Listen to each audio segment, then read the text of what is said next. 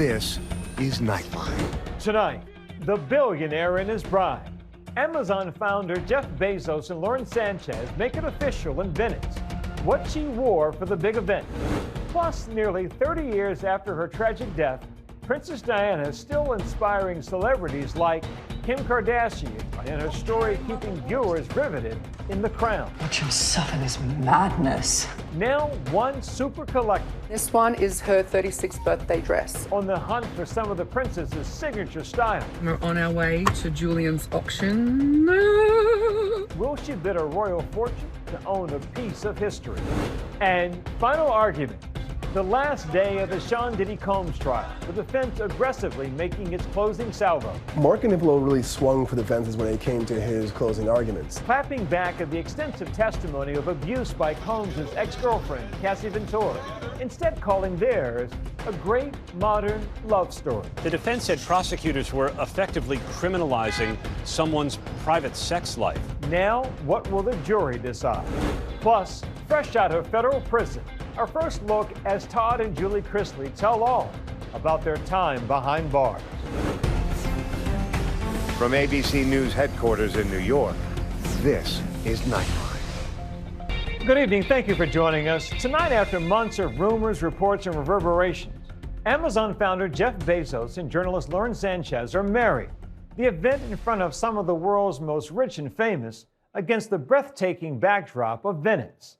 ABC's Maggie Ruley is there. Hey, Byron. Yeah, after all of the secrecy and excitement here in Venice, we finally had the big black tie event Friday night, and it all went down on San Giorgio Island, a beautiful island here in Venice that security was able to completely block off. But the bride, Lauren Sanchez, took to Instagram to give us a behind-the-scenes look, posting this photo of the moment she's standing beside her now husband, Jeff Bezos. She's showing off her wedding dress, a beautiful long-sleeve, lacy, high-neck number that she told Vogue was Dolce & Gabbana. Now, we know the bride always steals the show at a wedding, Byron, but this star-studded guest list did not disappoint and included the likes of Oprah Winfrey, the Kardashians, Tom Brady, Leonardo DiCaprio. You could go on and on. You know, we asked the deputy mayor of Venice here, did he have to compete to get the wedding to be here in his city? He told us there's no competition. Venice is in a league all of its own. Byron. Our thanks to Maggie. We turn now to the enduring adoration for one of the world's most glamorous women, Princess Diana. Even though her tragic death shocked the world nearly 3 decades ago, many still can't get enough of her legacy, and for some collectors, those famous outfits. Here's ABC's Melissa Adon. She was beloved around the world, Princess Diana, from her wedding watched by 750 million people worldwide, to her bold humanitarian work, determined to change hearts and minds. The mine is a stealthy killer. Long after conflict is ended, its innocent victims die or are maimed. An international style icon whose every move was photographed. Nearly 28 years after her tragic death that stunned the world, the intrigue around Diana intense as ever. There is not a year that goes by where there isn't another documentary, where there isn't The Crown, where there isn't another film going on. Watch him suffer this madness. The Crown vividly portraying the royal drama of Charles and Diana. Why on earth did you marry into this family if that's the way you felt? I didn't marry a family, I married a man. I married you because I loved you. On social media, the royal, an influencer of sorts with Instagram accounts like this one, indexing her looks. Young women especially can get so obsessed with her, you know, they can fall down a rabbit hole on TikTok. Stars of today taking a page out of Diana's fashion book. Vogue France posting this behind-the-scenes video of Hailey Bieber channeling Diana's style for a 2019 shoe. Even Kim Kardashian spotted wearing Diana's amethyst crucifix necklace at an event last year. I think it's to be expected when you're dealing with an icon such as Diana. Celebrities will keep coming back to it. Diana lovers are still clamoring for a piece of the people's princess. What is it to you that draws you to her? She had this gift, and it was the touch of her hand. She made gestures towards people in public. She just had that ability to make people feel connected to her. I'm really nervous, obviously, very nervous. Renee Plant is on her way to an auction full of Princess Diana's personal items. Here's our lucky number. Her eye is set on one of Diana's iconic looks, a dress known as the caring dress, but acquiring it could cost hundreds of thousands. Renee isn't just any collector. She's a super collector, owning one of the largest private collections of Diana's items in the world. It's just one of those things. And I know I'm destined to do it. This is my life's purpose. I finally figured out at 54, this is my life's purpose. Renee first met Diana when she was 12 years old. The young Princess of Wales was visiting Australia with her husband, then Prince Charles, and baby Prince William. She stood in front of me, I looked up, and I was just mesmerized. I couldn't speak. For the first time in my life, I was speechless. She shook my hand, and it was just this moment. She had these eyes that were just so deep and meaningful. Like she just touched your soul immediately. That one encounter had a profound effect on Renee's life. She moved to Los Angeles, got married, had a family, and runs a preschool. But she never forgot Diana. Then in 2015, she bought her first piece of Diana's clothing. It was a burgundy coat, but the reason I was really gravitated towards that was because she's carrying Prince William on her hip, and he's going to become the future King of England. She ended up spending $125,000 on the dress. My husband and I took a loan out against our house. He's a very nice husband. Yeah, we're in this together. Now she owns nearly 2,700 of Diana's personal belongings. And I just felt an immediate passion to preserve as many things as I could. This was a gift from Karl Lagerfeld. I mean, every girl's dream. You can actually see how the oil, that's Diana's thumb. Wow. Renee stores the carefully curated collection in a climate-controlled storage facility and displays them online at the Princess Diana Museum. For some people, when they think of, oh, there's clothing at a museum, it's just clothes. Yeah. What would you explain to them? They're historical artifacts, first of all. I get very picky about, like, when people say, I collect memorabilia. It's not memorabilia at all. Each piece has got such a historic value to it that it's part, that part of it's really significant, and that's part of the collecting and becoming a museum. Renee is the owner of some of Diana's most revered looks. From her teenage years, Diana Spencer. Yeah, Diana Spencer's wow. In hand sewn. To her glamorous gowns. This one is her 36th birthday dress. To the famous black sheep sweater. It's literally so iconic. When you see this piece, what is it, the symbolism that it represents? She was a rebel, but she was respectful rebel. Yeah. Today, Renee is on a mission for more. The auction hosted by Julien's is called Princess Diana's Style and a Royal Collection. This is the largest Princess Diana auction ever. Martin Nolan is the executive director and co-founder of Julien's Auctions. We only knew Diana for 16 years. She got married in July of 1981. We lost her tragically in August of 1997. And you think of all the great that she did. So this is what this auction is. It's a celebration of all the goodness of Diana. It was Diana herself who first decided to auction off her clothes. In 1997, 2 months before she died, she sold 79 of her dresses at Christie's. I'm so proud, and I look forward to the sale. Raising $3 million for the charities she supported. It was actually Prince William's idea. I think she'd been complaining that she didn't know what to do with so many of her dresses. They sort of cooked up the idea that it would be a great idea to give money to charity.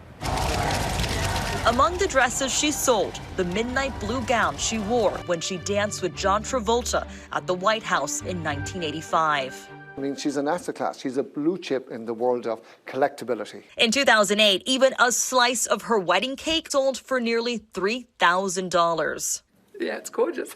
While previewing the auction, Renee becoming emotional when she sees the caring dress in person. It brings tears to my eyes. I'm going to cry. That's what I thought.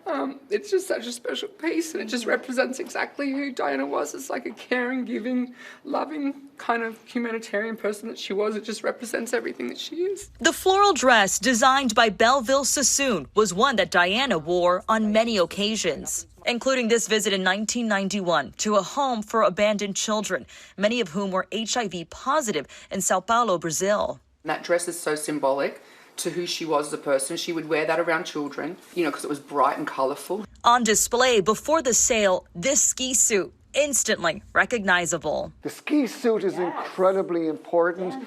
She wore this in Liechtenstein in 1985, the magenta ski suit, truly incredible. She wore it with a beautiful braided headband. Also for sale, some of Diana's handbags. She went to visit Japan in the mid-1980s, and you see great photos of Diana with that again in a beautiful pink suit. Her shoes, including these two-tone Chanel pumps. The shoes would have been custom made. And this signature pink hat. Diana loved this hat, and she wore it quite a few times. It connects us to the story, preserves the legacy. So Olivia and I are sitting at the front, and we're about to start bidding. We're very nervous. At the auction, bidding for the Caring dress starting at $50,000. Get in there as a bid at $400,000 in the room. Martin, it is against you on the phones. As the suspense builds, Renee is the highest bidder at $400,000.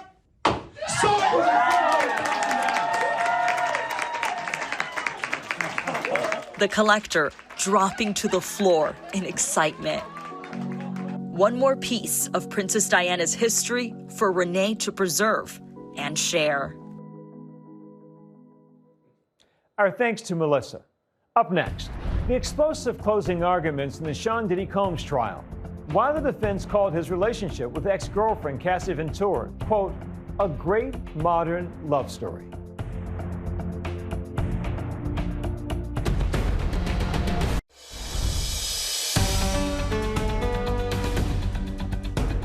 Welcome back. Jurors in a Manhattan courtroom today hearing not only a dismantling of the charges against Sean Diddy Combs, but a presentation of the relationship between Combs and one of the prosecution's most powerful witnesses as anything but abusive. And just a warning, this story contains accounts, descriptions, and visual content of actual or alleged events that some may find disturbing. Tonight, all roads lead to this. Mark, how do you feel? Let's go. After more than 6 weeks of testimony, the fate of Sean Diddy Combs, the rep titan and entrepreneur who once had the key to New York City, will soon rest in the hands of a jury. It has been a roller coaster of highs and lows, from the baby oil to the 20-plus escorts and drugs, sex, and everything in between. His mother and 6 adult children supporting him in court today, watching for the last time his team argue Combs is innocent. The disgraced mogul stands accused of sex trafficking, racketeering, and prostitution, facing life in prison if convicted. All charges he denies. Mark Agnifilo, one of his defense attorneys, delivering a theatrical closing argument. He would gesture with his hands in mock outrage at some of the government's case, and his voice would rise to a staccato. Are you kidding me? Are you kidding me? The defense countering the government's charges, saying Combs is not a racketeer. He is not a conspirator to commit racketeering. Instead, digging into testimony by Combs' ex-girlfriend, Cassie Ventura, painting a portrait of a, quote, great modern love story of an intense, loving relationship that had its ups and downs. Cassie wanted to do this, he argued. This is how they're close. Later saying she's a woman who actually likes sex. Good for her. She's beautiful. She should.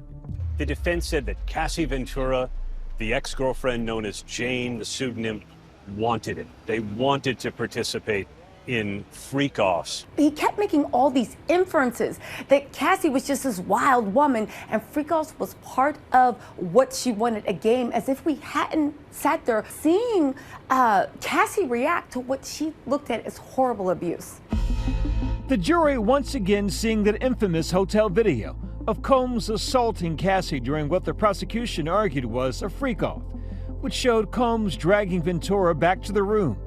The defense saying that it instead showed Ventura encouraging Combs to return to the room, saying the room is not a scary place for her. The defense accused prosecutors of exaggerating in order to meet the legal definitions of the crimes charged. And punching back on the charges involving Combs' former girlfriend, going by the pseudonym Jane. The man takes care of people, Combs' attorney said while pointing to Jane, who was in the courtroom today. I hope she's having a nice day. But you know where she's doing it? In a house he's paying for.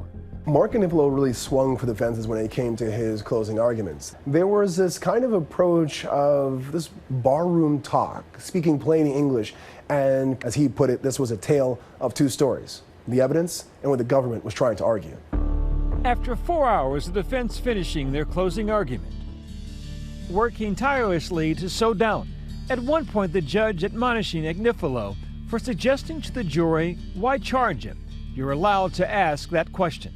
The judge telling them not to consider the statement and saying it was a bridge too far. In criminal court, a jury is only supposed to consider the evidence, the elements, and the crimes, not the motivations for why the prosecutor or the government would prosecute. Prosecutor Maureen Comey getting the last word, saying the money, the career, the house were all tools that the defendant used to control Cassie and Jane. It trapped them, going on to say, for 20 years the defendant got away with his crimes. That ends in this courtroom. Mark Agnifilo did an amazing job of what he had. It wasn't the case of him making lemonade out of lemons. Diddy's case is like rotten zucchini, and Mark did the best he could. Even when you looked at the jury, once Maureen Comey took the ones and twos, it looked like they were sold. On Monday morning, the jury will get instructions about the charges and begin deliberating. They'll be deliberating on 5 counts, 1 count of racketeering conspiracy, 2 counts of sex trafficking by force, fraud, or coercion, and 2 counts of transportation to engage in prostitution. Jurors are going to have to consider 2 very different portrayals of what jurors heard, and they're going to have to deliberate that with one another. They've sat through it, but they've never been able to talk about it until now. On that jury, 8 men and 4 women, ranging in ages from 30 to 74, with a variety of careers represented, from deli clerk to investment analyst to retiree. The story of Sean Combs has yet to see its final act. What chapter comes next will be written in the coming days. Whether Sean Combs walks free or is in jail for the rest of his life, he still faces about 60 different civil lawsuits that have been on pause because of this federal case. When we return, the Chrisley family stars of Chrisley Knows Best, fresh out of federal lockup, what they say about their time behind bars, and whether they might owe anyone an apology.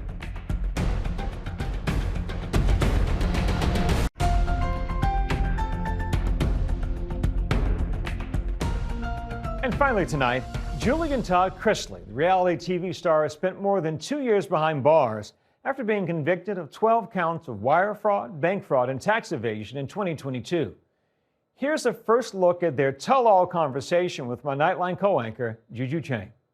So I just started crying and I said, yes, I'm getting out of here. Now, the interview. Did prison change you? It has to change you. If it didn't change you, then you're not human. The Chrisleys say they are forever changed, but are they ready to face those who think they should still be in prison? I'm not oblivious to the fact that some people don't agree with it. What, if anything, do you think you did wrong? And we'll have much more of Juju's interview with the reality TV stars right here on Nightline on Monday. And the Chrisleys' Life After Lockup streams this Sunday on Hulu and Hulu on Disney+. And that's Nightline for this evening. We'll see you right back here same time Monday. Thanks for the company, America. Have a good and safe weekend.